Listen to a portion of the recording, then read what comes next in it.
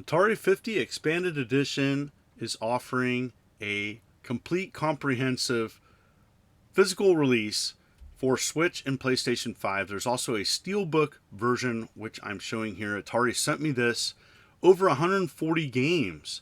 And this is Digital Eclipse's amazing documentary collection of videos and physical media scans. I was a small part of that, which I'm going to show in the video. Here's the Steelbook release. I had a little divot on my Steelbooks. That's kind of an unfortunate aspect, but pretty cool. And you can get this with affiliate link below on Amazon. The Steelbook version is $50. There is a standard release of this expanded edition for Switch and PlayStation 5. Physical release for $39.99. Comes with some art cards. That's pretty cool. Of some neat things that Atari released back in the day. Berserk, Atari Video Cube, as well as some other things. Here's a mini marquee series, and these are of some Atari classics: Berserk, Breakout, and Asteroids. Pretty sweet. And so I wanted to show the physical release and focus on the DLC content of the first console war. You can check out the other videos I've made on Atari 50 in my Atari playlist. You go right down here. All the content is on the Switch physical release version 1.07. And so it just kind of navigates through the history of the first console war. All this content, and it should note, is from Atari's perspective. There's no Intellivision games on here. I know some people are going to be disappointed with that, but it does cover M Network, including a few surprises, and some of the surprises that they offer on this are pretty awesome. The videos included are awesome historical clips. After the success of the Atari VCS, Mattel as a toy company looked at this and said, maybe we should consider getting into this business. They started their Mattel Electronics division, releasing handheld games. Their handheld football, which was an LED game, was a smash hit. Seeing my good friend Leonard Herman on this project makes me so happy, as he was the author of the first video game history book, Phoenix Fall and Rise of Video Games. Really awesome to see that.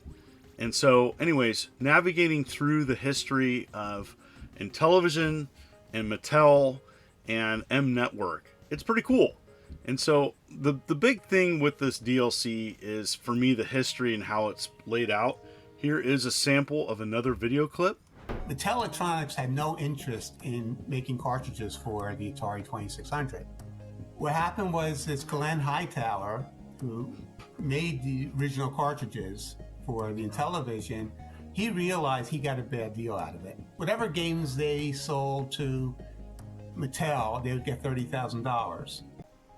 So there's a lot of information on this DLC content, which you can purchase separately for $7.99 if you already picked up Atari 50 collection or just want to get the DLC. You can get that, and I do believe it's $7.99 for everybody, but I do believe the VCS edition, when released, will be free for Atari VCS owners. Pretty cool. So anyways, there's a lot of information about M Network on this specific DLC content, and the games are okay. I think there's some surprises. The collection of 19 games included, I'm going to show all 19, at least what you're going to receive, is kind of varied. Star Strike, by the way, my box scan and instructions was included with this DLC. That came from my collection, so I'm really ecstatic that the box scan and instructions was part of this project, and thank you Digital Eclipse for being amazing to work with. So anyways, here's the games. They vary. It's not my favorite collection of games. There's some really cool prototypes though included, which really to me make this worth it.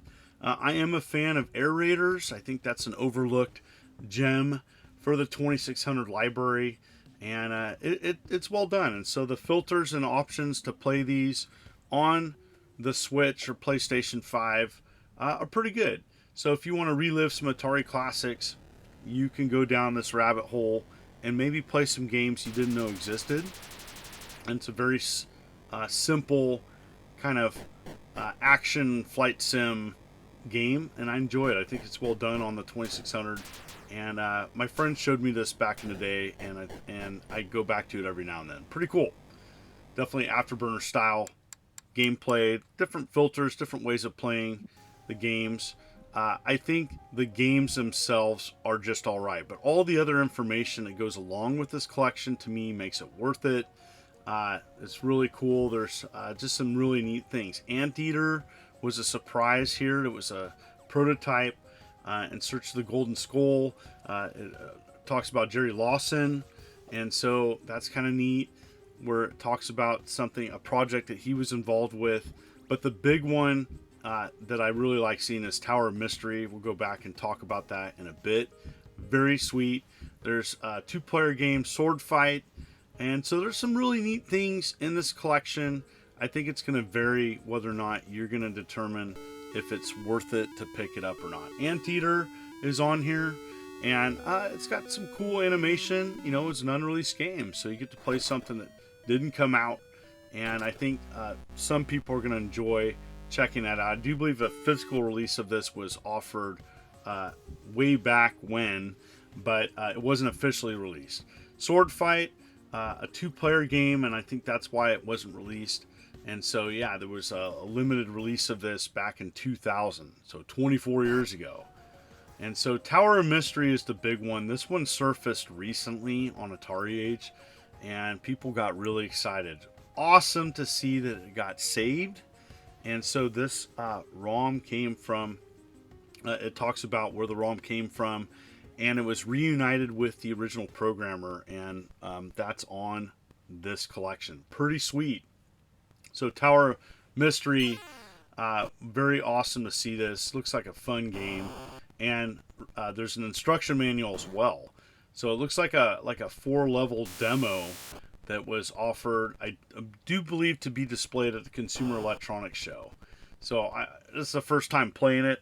Interestingly enough, it plays a little bit like a game project I was involved with, Catacombs of Chaos, and so kind of neat to see that.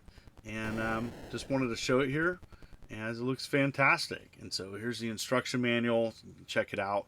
I love the layout of looking at things, zooming in and out, and it's a really neat feature, and Digital Eclipse has knocked it out of the park.